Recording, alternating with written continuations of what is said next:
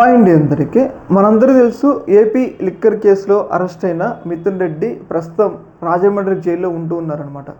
అయితే ఈ సందర్భంగా ఆయనకి బెయిల్ ఇవ్వాలి అని చెప్పేసి ఆయన తరపున న్యాయవాదులు విజయవాడ ఏసీబీ కోర్టులో ఒక పిటిషన్ వేశారనమాట. ముఖ్యంగా అయితే మిథున్ రెడ్డి న్యాయవాదులు చెప్తున్న దాని ప్రకారం ఏంటి అంటే, లిక్కర్ స్కామ్లో ఎక్కడా కూడా మిథున్ రెడ్డి పేరుని ఎవరూ కూడా ప్రస్తావించలేదు.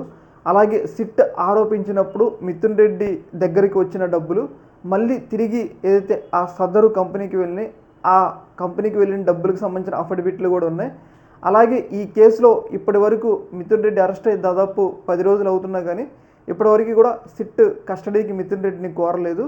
ఇలాంటి సందర్భంలో మిథున్ రెడ్డిని ఇంకా ఎక్కువ కాలం జైల్లో ఉంచడానికి అర్హుడు కాదు, ఆయన మీద అంత ఆరోపణలు ఏం లేవు అని చెప్పేసి ఏదైతే మిథున్ రెడ్డి న్యాయవాదులు రీసెంట్గా విజయవాడ ఏసీబీ కోర్టులో ఒక పిటిషన్ వేశారు. ఈ వాదనలు వినిపిస్తూ అనమాట, మిథున్ రెడ్డికి ఎలా అయినా బెయిల్ ఇవ్వాలి అని చెప్పేసి ఏసీబీ కోర్టు న్యాయమూర్తిని అడుగుతూ. అయితే దీని మీద ఇరు పక్షాల వాదనలు విన్న ఏదైతే ఏసీబీ కోర్టు న్యాయమూర్తి గారు ఆగస్టు 12వ తారీఖు ఈ తీర్పు అనేది రిజర్వ్ చేశారనమాట.